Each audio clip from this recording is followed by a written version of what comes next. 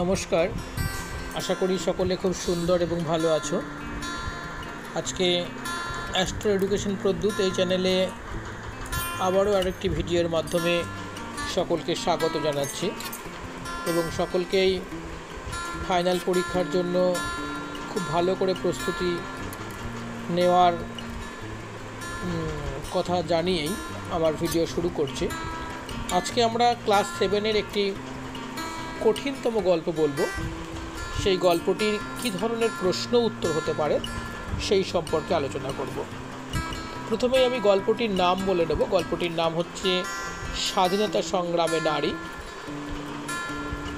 এই যে গল্পটি রয়েছে কমলা দাশগুপ্তের লেখা, এই গল্পটি নিয়েই আমরা আলোচনায় অগ্রসর হব। এই গল্পে কী ধরনের প্রশ্ন হতে পারে এবং সেই প্রশ্নগুলির উত্তর আমরা কীভাবে পরীক্ষায় দেব তারই আলোচনা করব।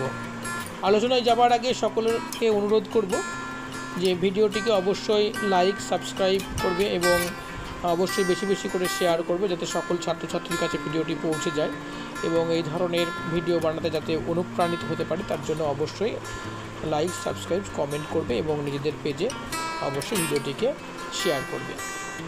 দেখো, প্রথমে কিছু এমসিকিউ প্রশ্ন এখান থেকে থাকতে পারে। যেরকম হয়তো দিল কাশীর ডেপুটি পুলিশ সুপার কে ছিলেন, দিয়ে কিছু এমসিকিউ উত্তর দিল, প্রশ্ন দিল। যেরকম অনেক 4টে অপশন দিতে পারে, 3টে অপশনও দিতে পারে। এরকম আমি 3টে অপশন দিয়ে একটা উদাহরণ দিয়ে বুঝিয়ে দিচ্ছি। জিতেন ব্যানার্জি, হিতেন ব্যানার্জি, যতীন ব্যানার্জি। অবশ্যই এর আনসারটি কিন্তু জিতেন ব্যানার্জি। এইভাবে তোমাকে কিন্তু এমসিকিউ এই উত্তরগুলো কিন্তু পড়ে আসতে হবে।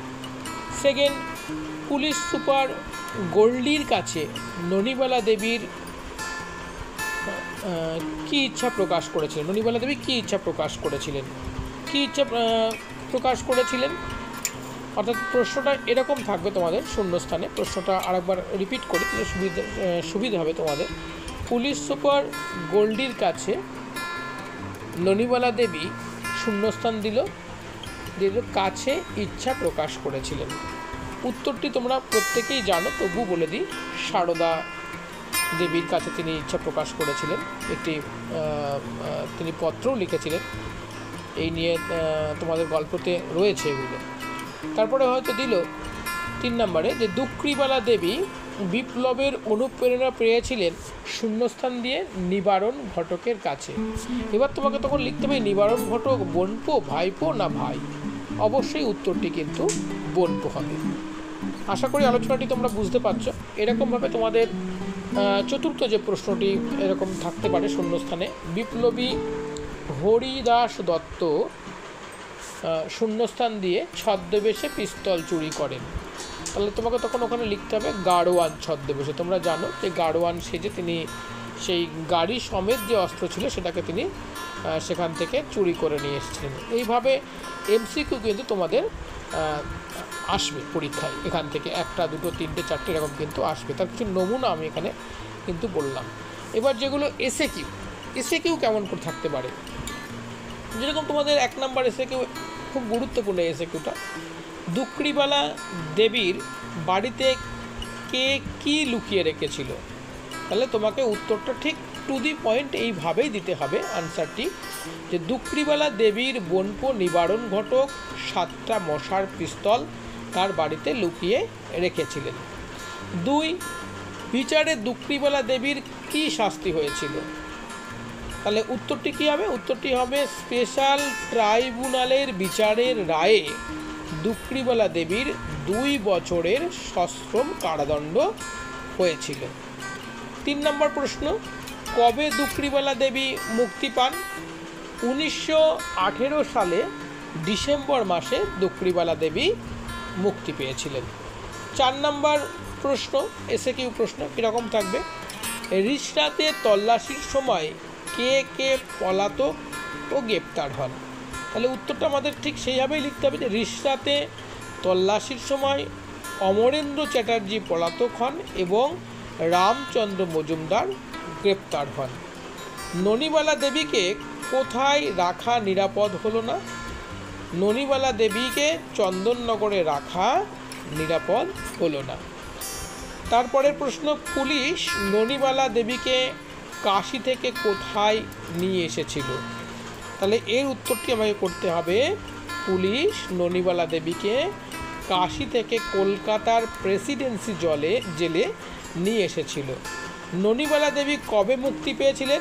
ননিবালা দেবী 1919 সালে মুক্তি পেয়েছিলেন। এগুলো সব কিন্তু আমাদের 1 নম্বরের জন্য এবং এসএকিউ প্রশ্ন। এগুলো এর পরের যে প্রশ্নগুলো হবে সেগুলো কিন্তু একটু বড় প্রশ্ন, যেগুলো আমাদের 3 নাম্বার বা 2 যোগ 1 3 বা অনেক ক্ষেত্রে 5 নাম্বারও কিন্তু আমরা দেখতে পারি। যেহেতু আমাদের এবার কিন্তু পরীক্ষাটা কিন্তু 70 নাম্বারের একটু বড় আকারের হবে, সেই জন্য আমাদের কিন্তু তৈরি থাকতে হবে। যেমন একটা প্রশ্ন দিয়ে আমি তোমাদের বুঝিয়ে দিচ্ছি, তাহলে ব্যাপারটা সহজ হবে যে কিভাবে তোমরা এর উত্তরটা করবে। যেমন আমি এখানে একটা খুব গুরুত্বপূর্ণ প্রশ্ন আগে বেছে নিই তোমাদের জন্য। প্রশ্নটা যেটা তোমাদের আসার মতো সেরকম একটা প্রশ্ন আমি আগে এখানে বেছে নিই, তাহলে তোমাদের সুবিধা হবে। তার ফাঁকে বলবো, তোমরা অবশ্যই কিন্তু ভিডিওগুলিকে লাইক করো, সাবস্ক্রাইব করো এবং চ্যানেলটিকে সাথে রাখবার জন্য কিন্তু পাশে থাকার যে বেল আইকনটি আছে সেটা বাজাতে কখনোই ভুলো না। তাহলে কী হবে, যখনই তোমরা এই রকমের প্রশ্ন পাবে, তখন আমি আলোচনা করব, তখনই কিন্তু সবার আগে তোমার মোবাইলে কিন্তু নোটিফিকেশানটা কিন্তু চলে যাবে। সেই জন্য অবশ্যই পাশে থাকা যে ঘন্টি রয়েছে, বেল আইকনটি রয়েছে, সেটা বাজিয়ে রাখো। হ্যাঁ, এবার প্রশ্নটি নিয়ে আমি আলোচনা করছি। এখানে যেমন রয়েছে যে এদের সকলের মাথায় অনেক হাজার টাকার হুলিয়া ছিল।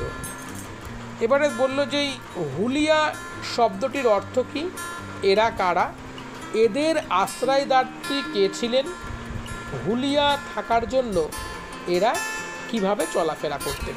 খুব গুরুত্বপূর্ণ প্রশ্ন, এটা পরীক্ষা আসার মতো প্রশ্ন একেবারে। তাহলে প্রথমেই হচ্ছে হুলিয়া শব্দটির অর্থকে আমাকে লিখতে হবে। তাহলে কি লিখব, যে হুলিয়া শব্দটির অর্থ হলো পলাতক আসামিকে গ্রেপ্তারের জন্য তার চেহারার বর্ণনা সহ বিজ্ঞাপন, এবং সেখানে কিছু অর্থ বা টাকার পরিমাণও কিন্তু বলে দেওয়া হয়, যেকে ধরিয়ে দিতে পারলে এত টাকা দেয়া হবে। এবার পরের প্রশ্ন, এরা কারা?